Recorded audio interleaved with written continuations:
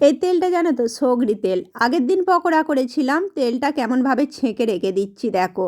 এই মানে ফানেলটা দেখতে পাচ্ছ, এগুলো কিন্তু সব আমার সগরির জায়গায় থাকে, সেই জন্য এটা একটা আলাদা সেট করেছি। তোমাদের দেখে মনে হবে যেন সব এক করি, আমি কখনো এক করি না। শিশেগুলো এক দেখতে হলেও আমার সমস্ত আলাদা। সগরির তেল বলে দেখতে পাচ্ছ, সগরির দিকে রেখে রান্না করছি। আর যখন অন্য তেল হয় ওই কুকারের ডান দিকটায় রাখি, তোমরা ফলো করবে।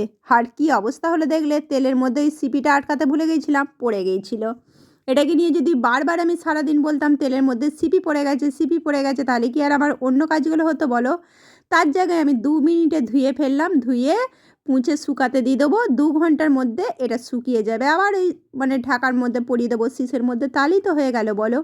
আর আজকে কিন্তু সারাদিন আমার অনেক কাজ আছে, এবার পরপর দেখতে থাকো। শীত শেষ হয়ে যাচ্ছে, অনেক শীতের জিনিস গোছাবো, নানা রকম কাজ আগে, তাই রান্নাটা সেরে ফেললাম।